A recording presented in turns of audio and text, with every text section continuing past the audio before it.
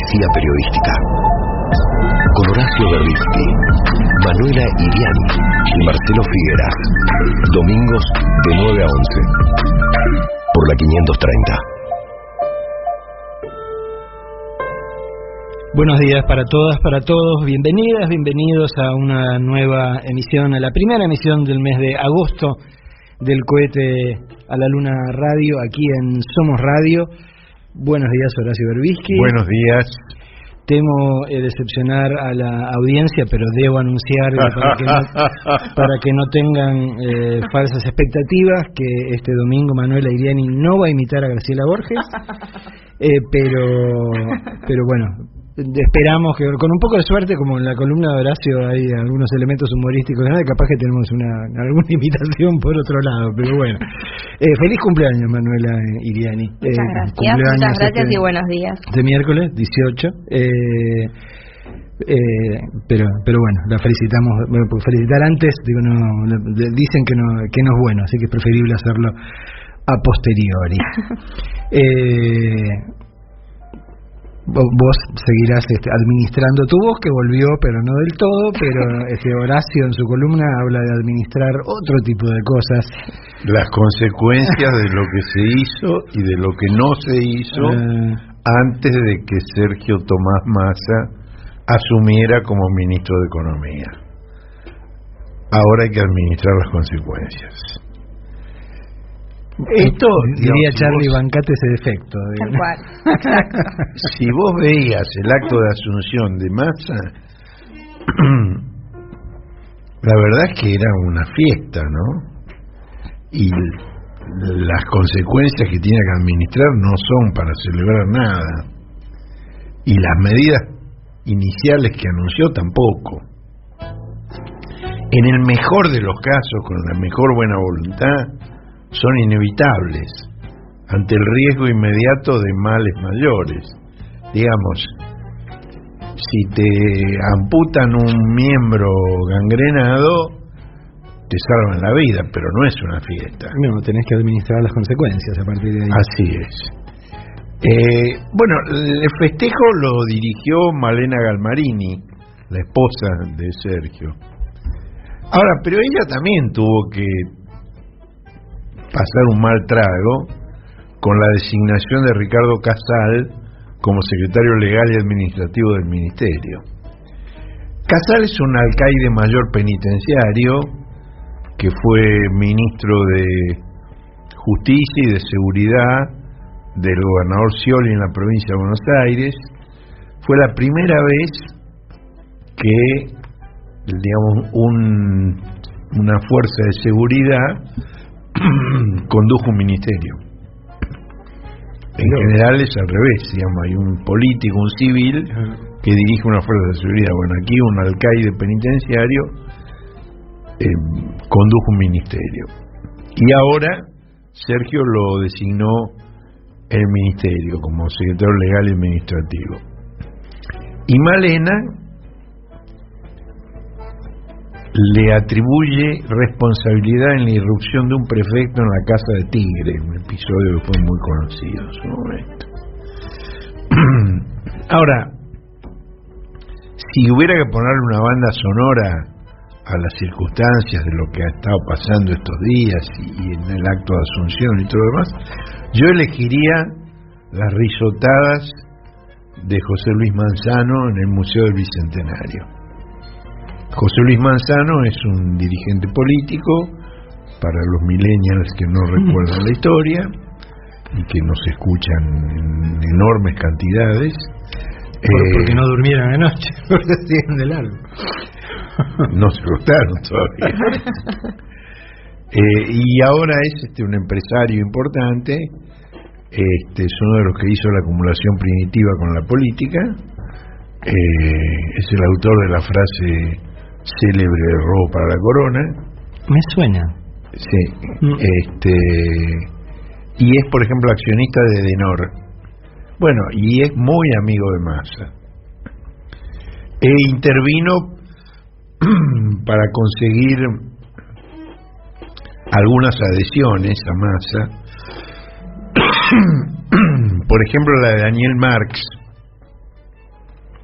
para que se formara parte de un comité asesor en el tema de que se tranquilice Mirta porque no viene el surdaje. Este Marx es de otra... menos mal que aclaraste porque me estaba poniendo nervioso. No, es de otra familia este Marx. Y Daniel Marx es un especialista en endeudamiento externo que tuvo un rol descollante en esa materia durante los gobiernos que se sucedieron entre 1983 a 2001. Y fue el que le permitió a Fernando de la Rúa. ¿Se acuerdan ustedes que hubo un spot de la Rúa donde dijo qué lindo es dar buenas noticias? Bueno, la buena noticia del blindaje se la aseguró Daniel Marx. Y otra, digamos, noticia vinculada con la asunción de Sergio fue el anuncio de que iba a ser designado como viceministro un señor que se llama Rubinstein, Gabriel Rubinstein. Gabriel Rubinstein es un odiador serial de Cristina, uno más, pero también autor de tweets ofensivos contra el presidente Alberto Fernández, contra su compañera Fabiola Yáñez y hasta contra el perro Dylan. ¿Ni los perros se salvaron? Ni los perros. Y es partidario de una fuerte devaluación, que Massa dijo que no iba a hacer. Y también del cierre de aerolíneas argentinas. Bueno, Rubinstein es autor de un plan de estabilización que hace un par de semanas le hizo llegar a Cristina, junto con un pedido de audiencia, que por supuesto Cristina no contestó. Los lineamientos del plan de estabilización de Gabriel Rubinstein son los del Fondo Monetario Internacional. Devaluación del 50% del tipo de cambio con un dólar oficial a 200 mangos, suba del 100% de las tarifas de gas, luz y transporte, no se llama Celestino, se llama Gabriel, ajuste fiscal para reemplazar el impuesto inflacionario, eliminación de transferencias a las provincias, recorte de la inversión pública, suba de impuestos, refinanciación de la deuda pública en pesos, desdoblamiento cambiario entre dólar comercial y financiero, superávit comercial, reducción de la brecha cambiaria, aumento de precios y salarios equivalente al de la inflación durante 6 meses. Bueno, ese es el plan del Fondo Monetario. Y sí. Rubinstein trabajó en el estudio Broda. Ustedes se acuerdan que la semana pasada hablamos de Luciano Laspina, el diputado Procas, que fue jefe de economistas del estudio Broda. Me quedé pensando, no tuve tiempo de averiguarlo con certeza, que el plan que Laspina le atribuyó a Massa en realidad puede ser el de Rubinstein.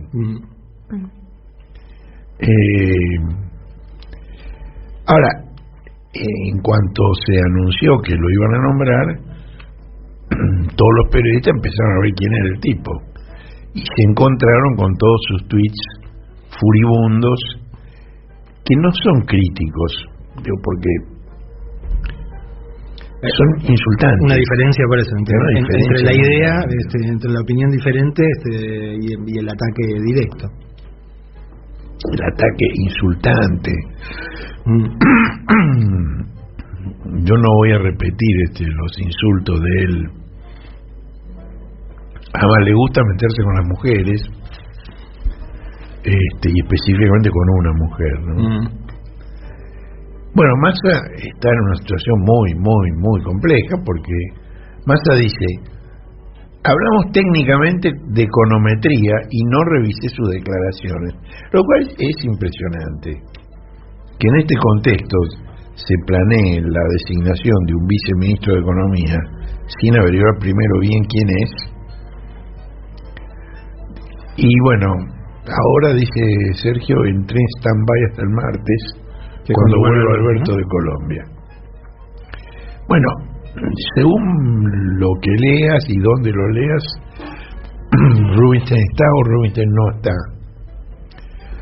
Yo creo que todavía no está decidido. Y es una situación complicada, porque pedir la renuncia a alguien que todavía no asumió tiene un costo. además en un cargo que no es menor. Ahora, conservar a semejante guarro como viceministro creo que tiene un costo mayor. Cristina no dijo nada y no creo que diga nada al respecto. Observa. Pero bueno, es lo que se llama una observadora calificada. Ahora, cuando yo digo que hay que administrar las consecuencias, es porque durante 2 años y medio el Poder Ejecutivo y Mr. Magoo pregonaron las bondades del nuevo Fondo Monetario, que no impone ajuste, no impone reforma laboral, no impone reforma previsional, que te da plata para pagarle lo que le debes. ¿Cómo haces ahora para cumplir con las exigencias del fondo, que Massa sabe perfectamente que son incumplibles? Y bueno, tiene 6 meses para fortalecer las reservas, cuya caída es realmente dramática, bajar la inflación, que va en camino contrario. Si las reservas caen y la inflación sube, si en 6 meses no consigue controlar eso, es un fracaso. Y bueno, yo digo 6 meses, pero hay quienes dicen que tiene la mitad, que no tiene más de 100 días. Dentro de las medidas que se anunciaron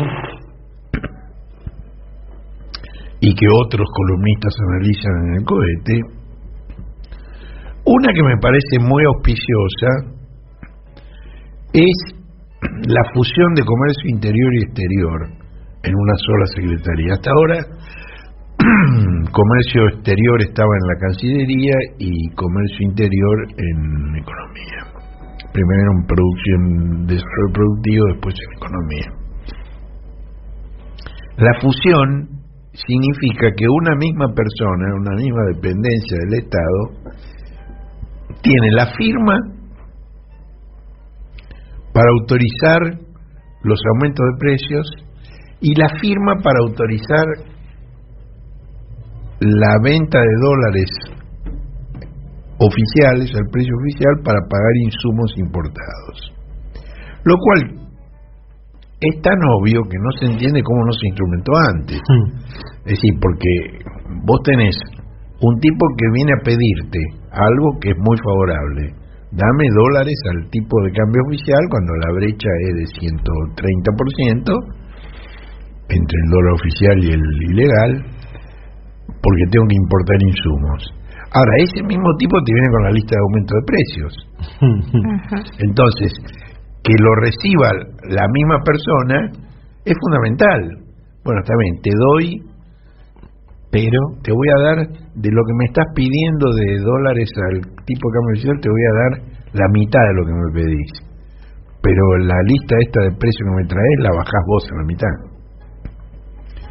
Bueno, el margen de maniobra de Massa, evidentemente, no es el mismo que tuvo el gobierno después de las primarias del 2019. Sí, acuérdense, después de las primarias del 2019, cuando Alberto y Cristina le ganaron a Macri y a Pichetto, el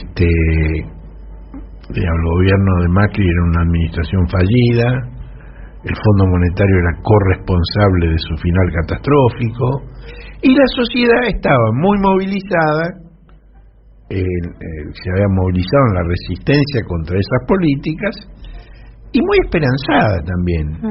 Bueno, ahora no es esa la situación.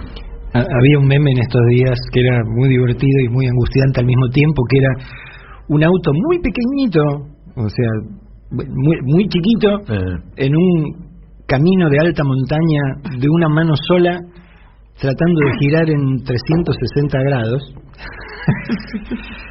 maniobrando para no salirse de los bordes del camino e irse al abismo para ir para el otro lado, para por donde volvía. Y decían que era más o menos el margen de maniobra que tenía Sergio Tomás. Bueno, ahora, digamos, entre aquel momento del año 19 y del año 22, también cambió la actitud del fiscal Diego Luciani. Por ejemplo, en el año 19, luego de las primarias, Luciani buscó contacto con Cristina, que era vicepresidenta electa, a través de un juez de San Isidro con el cual él había trabajado, que tiene una hermana que es una íntima colaboradora de Cristina. Entonces él habló con el juez para que hablara con la hermana, para que hablara con Cristina y para que le dijera que él, digamos, por su función como fiscal estaba obligado a acusarla a Cristina en esta causa de vialidad, pero que él no tenía ninguna prueba contra ella y que entonces se iba a limitar a acusarla por asociación ilícita, que es una figura comodín que se inventó hace más de un siglo para perseguir a los sindicalistas y a los anarquistas, y que se usó mucho durante la última dictadura para perseguir a los militantes de las organizaciones populares y de las organizaciones armadas revolucionarias. Si no tenés ningún delito del cual podés probar, entonces lo acusás de asociación ilícita. Por formar parte de un sindicato o de una organización determinada, ya tenés es un delito eso mismo, y eso es fácil de probar, que uno forma parte de un sindicato o de una organización popular. Bueno, eso era cuando Cristina llegaba al gobierno. Ahora, el mismo Luciani, en este momento en que la oposición ya da por ganada la elección del año próximo, el propio Luciani está cascoteando a Cristina a metáforas y adjetivos para presentarla como la máxima corrupta de la historia nacional. Una pregunta que muchos se hacen es: ¿quién es Luciani? Bueno, Luciani está casado con Josefina de Avelleira, cuyo hermano, Eduardo Manuel, que murió de coronavirus hace poco, fue directivo de distintas empresas del Grupo Clarín, entre otras de la famosa Torneos y Competencias. Bueno, su alegato es disparatado, aparte de ser totalmente... Tenemos otra nota en la edición que se titula Poca prueba y mucho show. Pero digamos, la idea de que Néstor Kirchner le enseñó a los empresarios de la construcción cómo ponerse de acuerdo para estafar al Estado es una idea ridícula.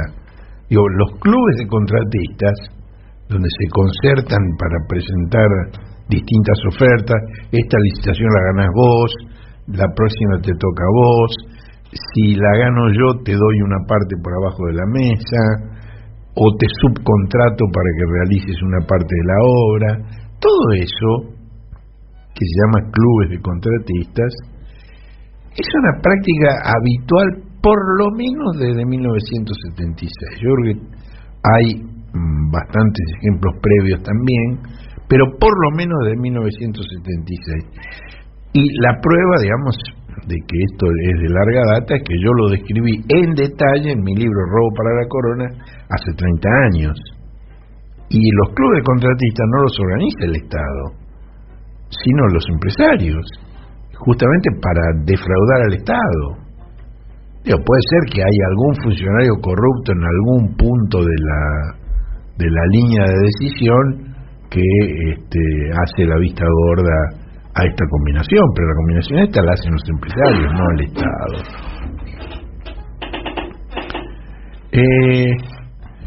Bueno, la semana pasada hablamos del documento de Cifra y de Flaxo sobre la Alianza Nacional que gobierna, formada por dos fuerzas nacionales y una fuerza nacional y popular, siempre según la terminología de Antonio Gramsci. Porque uno dice nacional y popular o nacional, bueno, esto, digamos, es una terminología que usó Gramsci en sus cuadernos de la cárcel, y que, digamos, la representación se ejerce a través de lo que el propio Gramsci llama intelectuales orgánicos, que no son necesariamente intelectuales, pueden ser instituciones, pueden ser no necesariamente personas, ¿no? Ahora, lo que es llamativo es que una fuerza nacional que cree fundamentalmente en la importancia del capital dentro de la alianza y no del trabajo, llegue con la aquiescencia de la Fuerza Nacional y Popular, que es la que conduce Cristina, ¿no? Esto me parece que se debe a que la otra fuerza nacional que forma parte de la coalición gobernante aparece desgastada por la insuficiencia de su gestión, a la cual hicimos referencia previa, y dentro de esa insuficiencia por su debilidad ante la fracción de capital que gobernó con el macrismo, que fue la primera vez que en la alianza de las clases dominantes la conducción la tuvieron los bancos transnacionales, las empresas extranjeras y su auditor, que es el Fondo Monetario Internacional. Bueno, este es un equilibrio realmente inestable, hay tensiones contrapuestas, la composición de fuerzas es difícil de prever, así como qué va a resultar de esas tensiones, y tampoco son obvios algunos alineamientos, porque por ejemplo, en el tema de la participación de los trabajadores en el ingreso, Cristina insiste, y se lo dijo hace unos días a los dirigentes sindicales que la visitaron, que fueron Omar Plaini, que nos está escuchando en este momento según mensaje que nos envió, que no se pierde un solo programa, Pablo Moyano, Walter Correa y Mario Manrique. Mario Manrique es el adjunto de SMATA, el Sindicato de Mecánicos Automotores, muy importante, a quien han rebautizado Paco, lo cual yo no uso eso porque me parece indignante. Digo, porque Paco Manrique fue el ministro, fue el primero, el secretario de Aramburu en el momento de los fusilamientos del 56. Fue jefe de la Casa Militar, creo, en la época, lo comentábamos hace un par de semanas, cuando fue lo de Santa Evita, ¿no? El aniversario de Eva, que era la persona a quien María Luisa Bemberg le había alertado de que Mori Koenig tenía el cadáver de Eva en su despacho del Servicio de Inteligencia del Estado, ¿no? Ay, vi varios episodios de Santa Evita. Después hablamos. No, hablemos ahora. Bueno, contá. Me parece un bodrio impresionante, ¿sí? Mal hecha, todo mal hecho. Me parece una berretada de aquellas. ¿Y la novela? ¿La leíste? La novela no la leí. No, pero la serie me pareció tremenda. Pero pero no cuidado en los detalles más elementales. Si los milicos tienen un uniforme de distinto color, en la misma escena vos tenés un verde loro y un verde botella, de dos milicos que están hablando en la misma escena, ni eso controlaron. Tengo una amiga que hace también un par de semanas me dijo, lo definió Horacio, como el historiador más importante de la Argentina contemporánea. Acá te hace una prueba, Miriam, que no se le escapa ni la diferencia entre los verdes de determinados. No, y por ejemplo los camiones donde trasladan la momia tienen un parche de otro color verde en la puerta. El camión es verde, pero tiene un parche de un verde más claro para tapar una leyenda que tiene. En vez de pintar el camión del mismo color, no, le metieron un parche verde, pero de otro verde. Vos podés decir narrativamente eso no es tan importante. Bueno, no sería importante si fuera una película de Fassbinder, o de Samuel Fuller o de Leonardo Fabio, que no van por el tema del realismo, es otra cosa. Pero esto es, no sé, bueno, digo yo para ponerme tampoco el script, digamos, el coronel que hace este insoportable Ernesto Alterio entra a una habitación con el mechón del pelo cubriéndole la cara en el plano en que entra, y cuando ya está dentro está impecablemente peinado, ni script. Pero bueno, ya tenés ahí, digamos, la diferencia entre Ernesto Alterio física y lo que era Mori Koenig que se parecía más a Al Capone, o a Ernest Borgnine, pero nadie lo conocía a Mary Kenning, entonces digamos el parecido físico no es imprescindible. Sí es imprescindible en el caso de Evita, porque todo el mundo conoce a Evita, pero Mary Kenning es una entelequia para el público, nadie conoce la cara de Mary Kenning, ¿no? Bueno, desde el otro lado, simplemente para sumar un peso a la balanza, creo que está cumpliendo una función que no es desdeñable, ¿no? Porque al tratarse de una producción internacional y todo esto, la está viendo una cantidad de gente que nunca se enteró o no quiso enterarse o prefirió saber. Si estuviera bien hecha sería mejor. No, por supuesto, pero por lo menos cumple,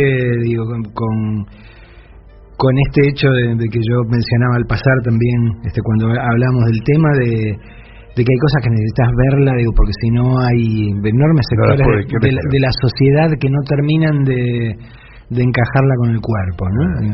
Es cierto. Bueno, volvamos al equilibrio inestable. Volvamos al equilibrio inestable. Decía que Cristina plantea, digamos, el aumento inmediato de suma fija para todos los trabajadores de empresas privadas, y la CGT no lo acepta.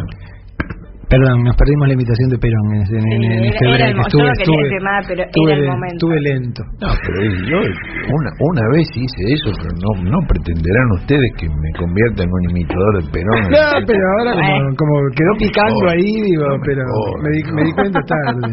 No. Ay, bueno, por favor, la caracterización del pobre Grandinetti. Lo que le hicieron en la cabeza. No, es tremendo. Yo no lo puedo superar, nunca lo pude superar. El casco ese que le pusieron en la cabeza al pobre Grandinetti. Pues es una berretada. Bueno.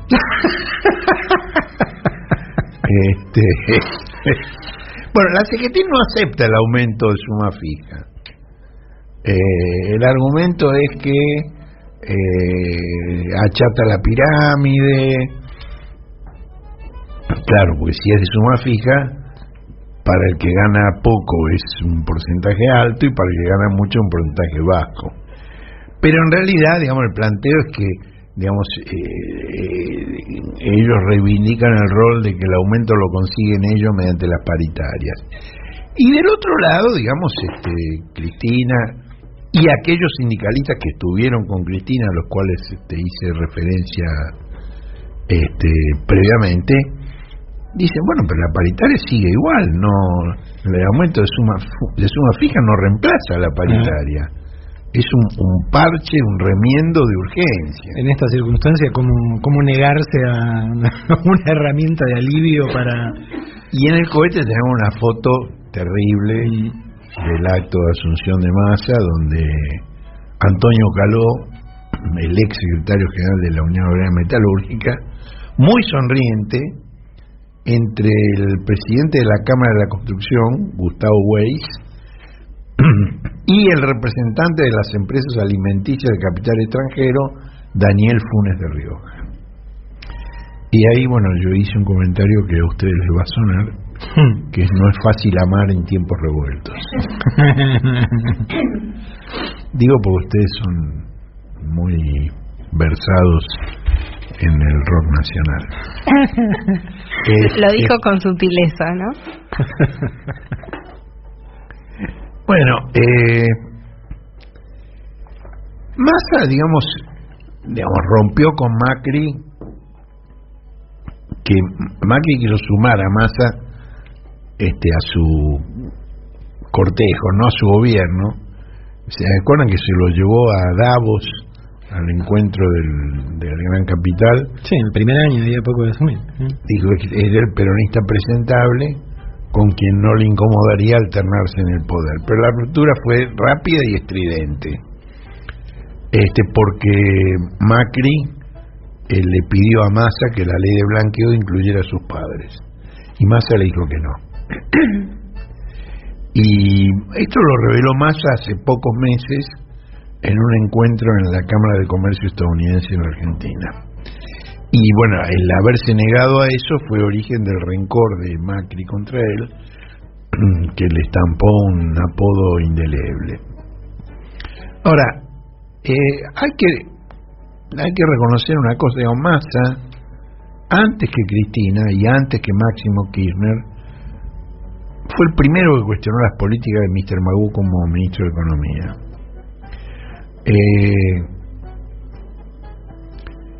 Alguien que estuvo muy cerca de las decisiones en todo ese periodo dice que la situación difícil actual se debe a que Alberto estuvo 10 años alejado del centro de las decisiones, de su ruptura con el kirchnerismo, y además le dejó la conducción económica a alguien que pasó 10 años fuera del país, que es Mr. Magoo. Bueno, el conflicto de Massa con Magoo se produjo cuando Magoo planteó una tasa única del 35% en el impuesto a las ganancias, sin discriminar entre las mayores empresas y los kioscos de barrio. Y esto, digamos, hubiera atrapado con el impuesto a 70.000 pymes, que era un disparate político pero también económico. Es decir, económico porque, digamos, lo que sumaban no era, claro, la recaudación que agregarían las 70.000 pymes no justificaba el quilombo social que eso iba a producir. Y bueno, Massa lo forzó a retroceder a Mr. Magoo. Y ese es un antecedente importante. Ahora, el apretón impositivo monetario de Mr. Magoo fue tan fuerte que el nivel de gasto de ese año equiparó al del primer trimestre del año 19, que fue, digamos, cuando Macri ya venía con el Fondo Monetario, y la caída del producto en el año 21, en el año 20, fue del 9,9%, solo inferior a la pérdida de votos del Frente de Todos en las elecciones respecto de la del 2019. Casi matemático, ¿no? Bueno, eso, ustedes se acuerdan, lo hemos mencionado varias veces, digamos, todo el mundo pensaba, incluido yo, no me excluyo, que el Frente de Todos iba a ganar las elecciones por un margen más acotado que en el 19, pero que iba a ganar las elecciones. La única que desde diciembre del 20 venía diciendo perdemos fue Cristina. Bueno, vamos a ver ahora, digamos, cuál es la congruencia entre aquel cuestionamiento de Massa y la reducción de subsidios a la energía que va a aplicar, donde, digamos, hay un esquema de segmentación que procura ser progresivo en términos del ingreso de los consumidores, y esto lo hemos mencionado en un programa anterior, promover el ahorro de energía, cosa que Mr. Magoo nunca se le había ocurrido. Quedan excluidos del subsidio los que no lo pidieron, y entre ellos están los que se espantaron y dejaron de lado el cuestionario al llegar al punto en que se establece que es una declaración jurada y que el Estado puede verificar la autenticidad de los datos levantando el secreto fiscal y bancario, y ahí se borraron. Bueno, acá, digamos, el 20% del mayores ingresos de la población consume la mitad de la energía eléctrica. Y el 80% de los usuarios residenciales de Norte y de Sur consumen menos de 400 kilowatts mensuales. Esto quiere decir que para el 80% de los usuarios residenciales de Norte y de Sur se va a mantener el subsidio, porque el límite es los 400 kilowatts mensuales. Bueno, otro tema. Yo estoy haciendo una cosa que habitualmente no hago, que es tomar nota de cómo recibieron los distintos medios la asunción de Massa. Es decir, en general siempre leo lo que se publica, pero no me tomo el trabajo de anotarlo. Bueno, por ejemplo, La Nación. El presidente fue el invitado especial de una fiesta ajena y pareció que la Casa Rosada cambió de dueño. Carlos Pañi en La Nación: nadie habla ya de Fernández, como si se hubiera ido. Sergio Berenstein en La Nación: Alberto Fernández está convertido en un hipopresidente. Ni Fernando de la Rúa llegó a una situación tan lamentable. Clarín: Alberto Fernández le deja el poder a Sergio Massa. Y cuenta una anécdota despiadada. Dice: Alberto Fernández le dice al sonidista en el Museo del Bicentenario: debo tomar la palabra, ¿puedo? Y dice Clarín, como si no se tratara del presidente, sino de un visitante que pide permiso antes de retirarse y dejar al verdadero protagonista. Bueno, no solo dijeron esto, sino que al día siguiente lo repitieron, pero además le agregaron algunos comentarios muy vitriólicos. Dice que Alberto quedó relegado a un lugar secundario, que no estaba al tanto de las medidas que se iban a anunciar, que la llegada de Sergio fue la última gran decisión de Alberto como presidente. Bueno, el infotainer Jorge Lanata dijo que Alberto dejó de ser presidente. Para Eduardo van der Koy, la asunción de Massa es producto de un golpe blando encubierto debido a la licuación de la figura del presidente. Bueno, en Infoemba, Jorge Grispo dijo que Massa asume un peligroso liderazgo mientras Alberto queda aún más relegado.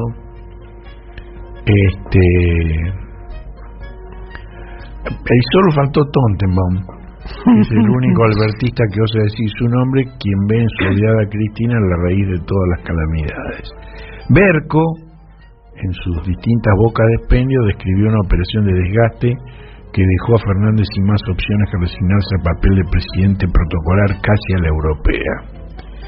El diario El Cronista tituló: el ascenso de Massa empuja a Alberto Fernández a ser un presidente testimonial.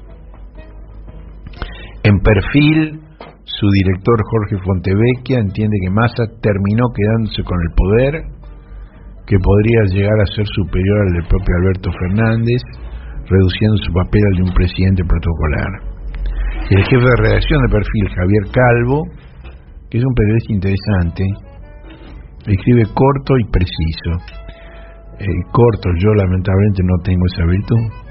El envidio a quienes la tienen.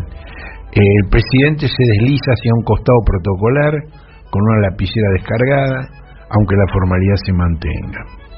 Y dice una cosa interesante, dice: su comunicación en redes del arribo de Massa como superministro económico, y cita, he convocado, o de la propia Casa Rosada, el presidente Alberto Fernández ha decidido, dice Calvo, sobreactúa una autoridad de la que adolece.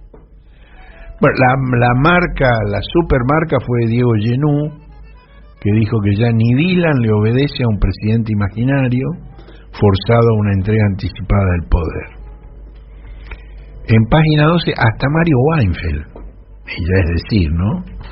Consignó que Fernández es el único titular del Ejecutivo según la Constitución escrita, pero en los hechos el reparto es diferente. Y en la prensa internacional, O Globo do Brasil opinó que Alberto Fernández queda como el número 3 de su propio gobierno. Bueno, podríamos seguir, este es un resumen ceñido, pero podríamos seguir. Ahora, fíjense ustedes, en medio de todo esto, la única desmentida presidencial fue para el cohete. La única, nosotros habíamos escrito la semana pasada, yo había escrito la semana pasada, que el resultado de todo lo que ha estado ocurriendo podría presentarse de dos maneras opuestas, que son las siguientes. Como escribió Berco, Alberto se resignó a un rol protocolar europea. De ser así, tendrá más tiempo para dedicarle al arreglo de sus nuevas canciones, que en largas madrugadas está realizando con él Gustavo Santaolalla, alojado en la Quinta de Olivos. O las decisiones al fin son compartidas por la cúpula que gobierna y en este caso los días que vienen serán mejores.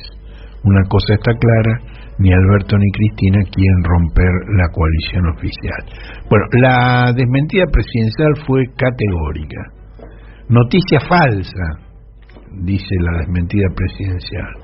Santolaya nunca se alojó en la residencia de Olivos, honra al presidente con su amistad, pero está realizando una gira en Europa, muy lejos de nuestro país. Y como si esto fuera poco, agrega: esta información, además de falsa, es un disparate que solo tiende a descalificar y generar malestar en un momento en que el país no lo necesita. Acuérdense de todo lo que hemos leído, que han dicho los otros medios. El único medio desmentido es el cohete. Ahora, esto a mí me obliga a una respuesta pública, que yo preferiría no darla, pero digo, cuando te tratan de falsificar una información con intenciones aviesas, tenés que contestar. Y voy a dar algunos detalles que había omitido en la nota del domingo pasado.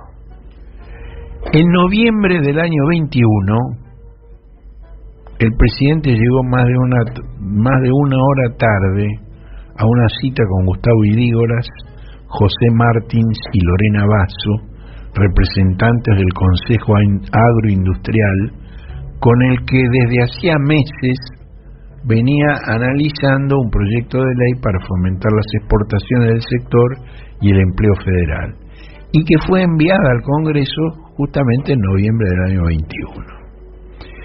Como llegó tarde, se disculpó y dijo que la noche anterior se había quedado hasta la madrugada con Santa Olaya tocando unas canciones.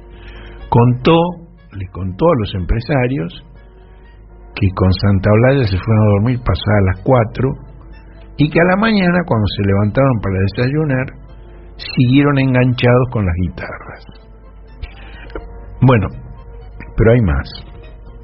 En la primera semana de junio de este año, el presidente participó en la Cumbre de las Américas en Los Ángeles, que es la ciudad donde vive Santa Olaya. Al regresar a Argentina, volvió a reunirse con el Consejo Agroindustrial. Lo acompañaban el ministro Julián Domínguez y Mr. Magú, que estaba en sus últimos días, y que acababa de obtener un adelanto de $1.000 millones de las cerealeras para cumplir con las metas acordadas con el Fondo Monetario. Y Gustavo Idígoras, el presidente del Consejo Agroindustrial, le preguntó: ¿cómo anda la música, Presi? Muy bien, dijo Alberto. En Los Ángeles tenía una agenda tan cargada de protocolo que me liberé una tarde. Me fui a almorzar a un hotel con Santa Olaya y pasamos toda la tarde hablando de música. Bueno, recién después de este último encuentro en Los Ángeles, Santa Olaya comenzó la gira europea a la que alude la presidencia. Esto ocurrió antes de la gira europea de Santa Olaya. Bueno, estos son los hechos. Sergio Massa los conoció por boca de una de las personas protagonistas. Massa está al tanto de esto. Y quiero hacer un descargo personal. Que un músico reconocido como Santa Olaya pase una o varias noches en la residencia presidencial, a mí me parece que no tiene nada de malo. Y la publicación no fue crítica, para nada, una anécdota. Y lo de la jefatura de Estado de la Europea lo dijo Berco, ¿no? Yo cité y ni siquiera hice mía esa idea, porque por el contrario, como les conté recién, mi conclusión fue que había una alternativa, que es la venida de tiempos mejores por los acuerdos en la cúpula del Frente de Todos. Bueno, en privado Alberto dijo: no soy ni aceptaré ser un presidente protocolar. Yo nunca dije que Alberto lo fuera. Lo dijeron todas esas personas que he mencionado antes. Yo nunca dije eso. Y no solo nunca lo dije, sino que creo que sería un error subestimar la tosudez de Alberto o pensar que Alberto no es un ingrediente indispensable de la coalición. Lo es, y nunca pensé que fuera a ser un presidente protocolar. Sí creo, y eso lo he dicho en diversas instancias, y en esto coincido con Javier Calvo, que con cada sobreactuación Alberto menoscaba la autoridad que pretende afirmar. Ahora, él puede remediarlo, si lo entiende y modifica su actitud, y sin despilfarrar su energía en desmentir una tontería como esta de Santolaya, que además es cierta.